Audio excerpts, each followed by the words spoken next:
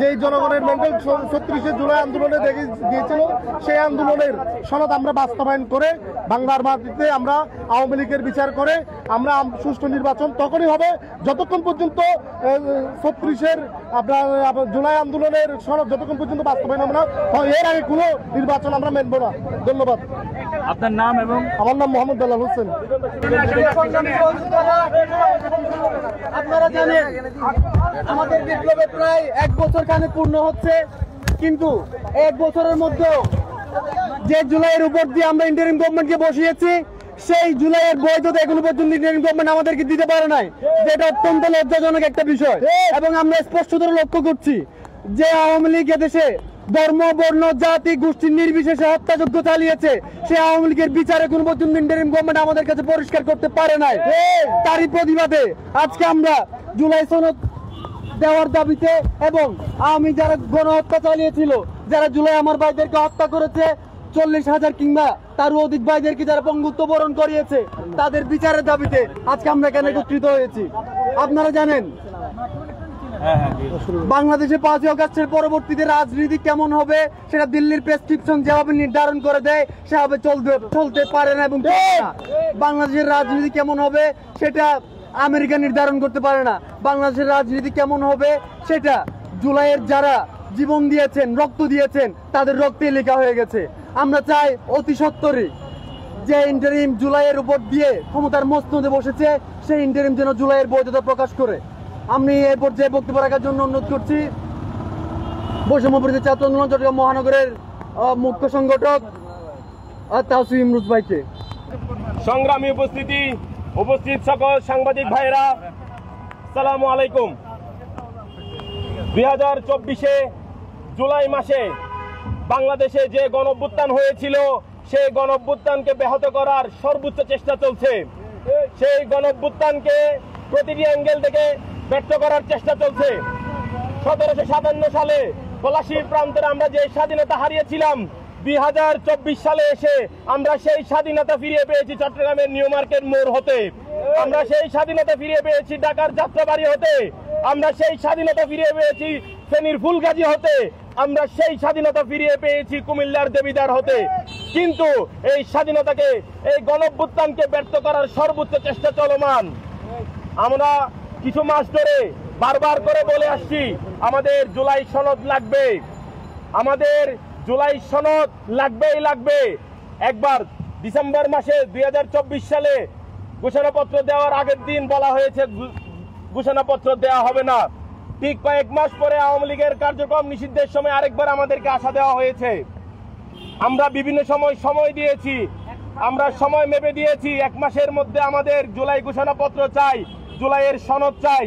কিন্তু বারবার করে আমাদের এই চাওয়া, যেটা আমাদের পাওয়া, যেটা আমাদের দাবি, সেই দাবি সরকার শুনছে না। স্পষ্ট সরকার এই জুলাই গণঅভ্যুত্থানের জুলাইয়ের সনদ নিয়ে অবহেলা করছে। আমরা এই গণঅভ্যুত্থান কোনো নির্বাচনের জন্য করি নাই, এই গণঅভ্যুত্থান আরেকজনকে ক্ষমতায় তোলার জন্য করি নাই। এই গণঅভ্যুত্থান ছিল দেশের রাজনৈতিক পট পরিবর্তনের জন্য। রাজনৈতিক পট পরিবর্তন এবং নতুনত্বের নাম দিয়ে শুধু নতুন রাজনৈতিক দল করলে হবে না।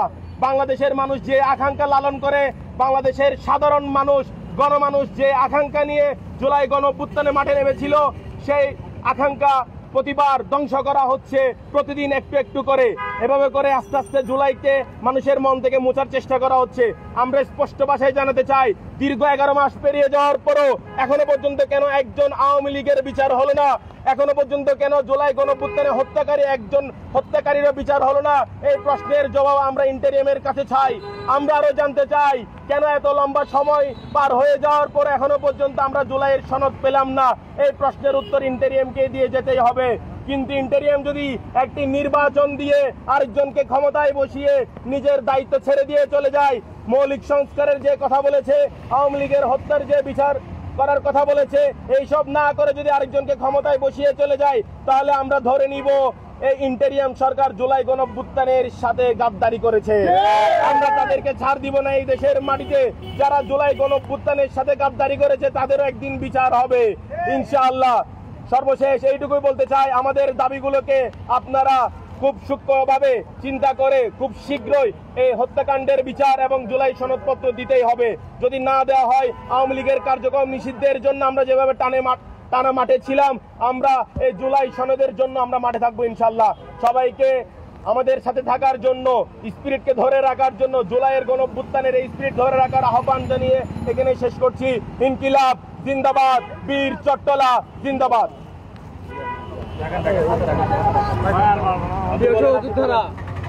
আপনারা জানেন যে জুলাইয়ের উপর দিয়ে ইন্টারিম গভর্নমেন্ট ক্ষমতার মসনদে বসেছে, সেই জুলাইয়ের বৈধতা এখনো পর্যন্ত দিতে পারে নাই। এমনকি তারা যে নির্বাচনের কথা বলে, তারা এমনটা ধরে নিয়েছে যে তাদের একমাত্র উদ্দেশ্য এই দেশে যারা আগে ক্ষমতায় ছিল তাদেরকে ক্ষমতা থেকে হটিয়ে অন্য একটা রাজনৈতিক দলকে মজলুম থেকে জালিম হওয়ার সুযোগ দেওয়া। আমরা বলতে চাই, আপনারা ক্ষমতায় বসেছেন শুধু একটা কারণে, যারা জুলাইয়ে রক্ত দিয়েছিল, জীবন দিয়েছিল, পঙ্গুত্বকে বরণ করেছিল, তাদের সেই রক্ত দেওয়াকে, জীবন দেওয়াকে সার্থক করার জন্য আমরা ইন্টারিমের কাছে অনুরোধ জানাবো, আপনারা শুধু নির্বাচন দিয়ে ক্ষান্ত হবেন না। যে জুলাইয়ের উপর আপনারা দাঁড়িয়ে আছেন, যে জুলাইয়ের উপর দিয়ে আপনারা এই দেশকে শাসন করছেন, সেই জুলাইয়ের বৈধতা যেন অতি সত্বর জাতির সামনে আপনারা উপস্থাপন করেন। এই পর্যায়ে বক্তব্য রাখার জন্য অনুরোধ জানাচ্ছি বৈষম্য বিরোধী ছাত্র আন্দোলন চট্টগ্রাম মহানগরের সিনিয়র যুগ্ম আহ্বায়ক জনাব ইবনে হোসেন জিয়াদ ভাইকে।